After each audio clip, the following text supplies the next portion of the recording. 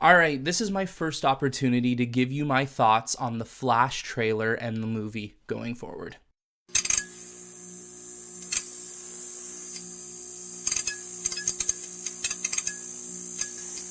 So this trailer is like the third most watched trailer of all time during a Super Bowl, and respectively so, this movie has been in development for nearly 10 years. Whether this trailer turned out to be good or bad, people have been waiting to see what's in store for this movie. Now, the consensus for this trailer seems to have been taken very well.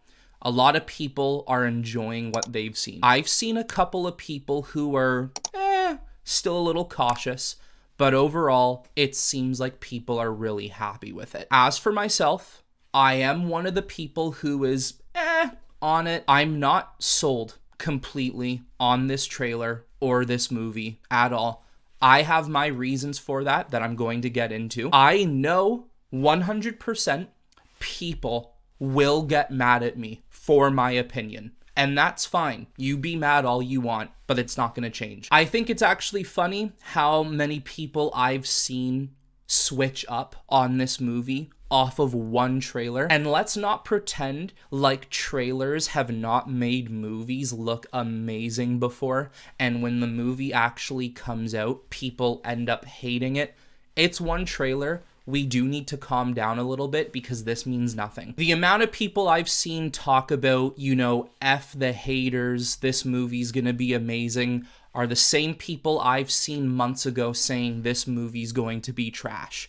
The amount of people switching up on this movie is insane, but it's to be expected. The amount of hypocritical people I've seen talk about how they're not going to support this movie because of Ezra Miller, and then all of a sudden they've been tweeting and posting videos about how this trailer looks amazing and they can't wait for the movie is outstanding. Those people will say what they will and do what they want. That's how they have modeled their brand and how they present themselves. I am not here to crucify you if you did like this trailer. I am not here to discredit your feelings towards this trailer and this movie. What I am here to do is offer some perspective on what I saw from this trailer and to give you my thoughts moving into it. So I am very 50-50 with this trailer. I think there are some really great things that they presented us, and I think there are some things that I just really do not care about and just don't like. First and foremost, I want to start with the movie as a whole. And what I mean by that is the fact that I have read the leaks towards this film. And usually I would never do something like that. But the reason why I did with this movie, I didn't care about this film a couple years ago. I wasn't caring about this film as it was moving forward. And when this movie got delayed last year or the year before, whenever it was, I didn't care anymore. I lost complete hope and interest in a movie that has been in development since 2014. This trailer could have been a godsend to the film and superhero communities. And I still would not sit here and tell you this movie is going to be amazing, because there have to be some sort of internal issues if a movie has taken you 10 years to make and you haven't been able to get it right since. So reading these leaks for this film, I know how this movie works. I know how this movie ends. I know what's involved in every detail about the film, and there are things they do that, once again, I think are really cool, but there are also things they do that I just am not interested in and I don't like. So knowing what happens in the film alone is what keeps me at that 50-50 level. But then let's think about it this way. Do I know what happens in this film? Think about how many times this movie in the past couple years has entered reshoots and deleting scenes, adding scenes. How many people were supposed to show up in this movie and are now not showing up in this movie? How many different endings this movie must have that we will probably never see ever in existence. How many different end credit scenes this movie probably has to promote the future of DC that will never happen. I can guarantee you the amount of scenes they have for this movie, they could probably make 2 movies alone because of how much they've had to change, because of how many times management changes in Warner Brothers and DC, because of how many times people get recast, because of how many times the story direction changes. That is point number 1 on why I personally am still not confident in this film. Secondly, let's talk about the Flash himself. And I would say that Ezra Miller's rendition of the Flash is 50-50. Some people really like it and some people really don't. Now, watching this film, I don't think he will ruin the movie with his performance. I also don't believe he will steal the show with his performance. I think what is really happening here is that this is a movie called The Flash, but people are here to see the Batman. You could call this movie whatever you wanted, and people are here to see Batman, not the actual character that this movie is titled after. I do not like the Flash's suit. I think it's modeled very, very oddly. I think his head looks way too big compared to the rest of his body. I don't like the inner lining of the red streaks throughout the suit. Just not a fan of it. We're getting technically 2 Flashes in this movie. He's gonna have his own suit as well, and it looks like he's gonna be having more of a blue streak effect than the red streak effect. And I mean 2 Ezra Miller Flashes in one movie. If you can't even handle one, you're not gonna be able to handle 2, so I'm sorry for that. I think the brief look at the Flash ring we see in the trailer, that is really cool. I do like that. There's really one line in this trailer that obviously sums up what this movie's gonna be, but it sums up the movie itself for myself. It's actually at 1:03 in the trailer, right after they show the Flash ring, where Barry says, "Bruce, I could fix things." And Ben Affleck's Bruce Wayne says, "You could also destroy everything." And speaking within the premise of the film, he's absolutely correct. This is a Flashpoint situation. They are drawing a lot from that comic book. He could fix everything, but he could also risk the fact that he could destroy everything he once knew. But also, for me, what that means is this movie could actually end up being really good, but it could also end up being a complete disaster. We have all seen over the past couple of weeks and the past couple of months how people have called this movie the greatest DC film to ever come out since The Dark Knight. They've also said that about every single DC film since back in 2016, so I don't really think you can put too much stock into that. Every time this movie has a screening, I see both sides. I see a lot of people saying that it is a masterpiece, and I see a lot of people saying that this movie just really is not that good. Funny enough, the other day, like a day or 2 ago, they just had another screening for this movie. Dude, at this point, who hasn't seen this movie? How many screenings is this movie supposed to have? I swear to God, this movie has to go into the Guinness World Record, not for just being the longest outstanding production hell movie of all time, but for a movie who has received the most screenings of all time. Once again, they can say that this movie is a masterpiece all they want. I won't buy it, not until I see it with my own eyes. Thirdly, let's talk about General Zod, Michael Shannon coming back, and Supergirl. I think it is really neat that we are getting to see scenes of Man of Steel back in this film. I think it's awesome we're seeing Michael Shannon come back to play General Zod 10 years later. But what does hurt is that it's not a reunion between Henry Cavill's Superman and Michael Shannon's General Zod. Instead, it's going to be Sasha Calle's Supergirl, which She looks all right on screen. I don't think there's anything wrong with her look. I am just not sold on the dynamic between her and Shannon Zod. Maybe it will work out really well on screen, and maybe it won't. You can obviously see how this was Walter Hamada's plan to remove Henry Cavill's Superman and replace him with Supergirl instead. Now, the biggest question is what's next for the future? Because we know James Gunn is creating a Supergirl movie. Is it going to be Sasha Calle, or is it going to be a new actress? Something tells me that Sasha is actually not sticking around to play Supergirl for the film, and they are going in a new direction. Now, number 4, let's talk about the biggest reason why people are actually going to watch this film. Because of the Batman. Ben Affleck's Batman and Michael Keaton's Batman. Seeing Ben Affleck as Batman, even though this is probably the last time we will ever see it, is awesome.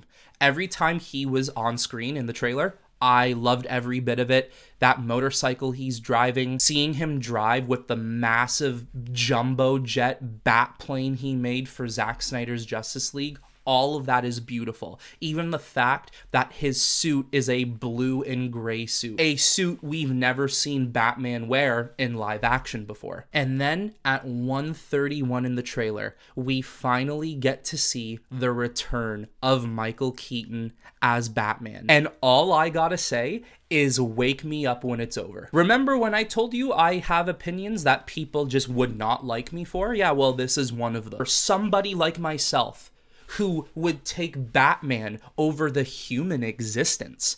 I don't like Michael Keaton's Batman, and I have many videos on this channel where I describe why I don't like Michael Keaton's Batman. I've had people comment on those videos who clearly do not like me because of that opinion, and that's fine. Dislike me all you want, but that's not gonna stop me from telling you I just don't like it. I don't like the way he looks. I don't like his bat suit. I just don't like anything about the Michael Keaton era of Batman. I don't like anything from that era of Batman in general. So seeing him show up in the trailer, seeing him do his little action scenes, it does nothing for me. It does not make me excited in the very least. I don't hate Michael Keaton or his Batman. I just don't like Michael Keaton's Batman. I prefer not to watch his Batman because he's not my Batman. He's not what I imagine Batman to be. When I watch this film, I'm sure there will be moments where Michael Keaton's Batman does something cool. And I'm sure in the movie theater, I'm gonna be like, neat. I don't think there's going to be anything that's going to make me be like, oh my God, no, it's not going to happen. I'm terrified of going bald, but I would literally shave my head if Michael Keaton's Batman made me do something like that. I can guarantee you I will have more excitement watching the 5 minutes we probably will get of Ben Affleck's Batman than the unfortunate 45 minutes we will get of Michael Keaton's Batman. But hey, you know what? For all of you who grew up with Michael Keaton's Batman back in the 80s, for any of you who Michael Keaton might be your favorite Batman, that's great. And I hope this gives you everything you would like to see from that rendition of Batman again. I think that is awesome for you guys. For me, I can't wait until it's over, and I can't wait until we hopefully never see his Batman again, because it's just not for me. Now, lastly, I want to talk about what could potentially happen at the end of the film regarding Batman. Like I've said, this movie has had a multitude of endings and so many different cameos and scenes that have been shot for this film. It's hard to follow along and to actually know what direction they're gonna go in. Now, we all know that after this, pretty much whatever this movie was setting up is going to take a backseat, which is another big reason why it's hard for me to really care about this movie. It seems as if Michael Keaton is no longer showing up at the end of the film. They are no longer having Ben Affleck show up at the end of the film, and instead it will have the Flash showing up in a completely different universe, but not the DCU universe. So who will be the Batman of the DCU? who's going to get cast for that role? Well, I've heard a couple of crazy theories that I simply just do not think is going to happen at all. Number one, I heard that if the Flash film does very, very well, if it makes over $1 billion, they are actually going to consider Ben Affleck staying as the Batman for the DCU. Once again, I just do not think that is going to happen. I think Ben Affleck himself is done playing the character. And like I said in a recent video, Ben Affleck, I think, will direct the next Batman movie, but he will not play him. And secondly, there is a crazy and maybe ridiculous rumor that, of course, none other than Grace Randolph reported on. And I don't think Grace Randolph is really the most reliable person out there, but you can't deny that sometimes she has some crazy things to say. Maybe she just likes to hear herself talk. Now, the ending of the Flash film is going to feature a cameo of yet another Batman, and it's either going to be George Clooney's Batman, Val Kilmer's Batman, or Christian Bale's Batman. She also claimed whatever Batman they show is likely to be sticking around for Batman in the DCU. Now, when James Gunn was asked about this on Twitter, James Gunn said no, they are going to be casting a new Batman. Then again, even though James Gunn likes to debunk a lot of rumors, James Gunn has been known to, before in the past, debunk a lot of rumors for Guardians of the Galaxy, but when Guardians of the Galaxy came out, it actually ended up being that rumor. So maybe there's truth to that, although I'm actually inclined to believe Gunn here. I think they're just going to completely recast Batman, although it seems like that rumor is holding up, that Clooney, Kilmer, or Bale is going to show up as Batman at the end of that film. And my question is for what purpose? I have a feeling that this movie is just going to open up so many multiversal possibilities that what's going to happen is maybe 5-10 years in the future of this DCU, we are going to get a multiversal event where all these different iterations of characters do show up on screen with one another. We might actually be getting a crisis event where we will see Bale, Affleck, and DCU Batman show up on screen together, where we will see Henry Cavill's Superman and new DCU Superman share the screen together. I think that's what they are trying to do with The Flash. The Flash movie will then go quiet after it's been released. They'll let it have its time, and then it won't be talked about for years. And then years later, we'll get to see the repercussions of the multiverse in which that movie created. Or then again, they could just be making all these cameos and these scenes just for fun because they think it might make money. Well, there you have it. There are my thoughts for the Flash film.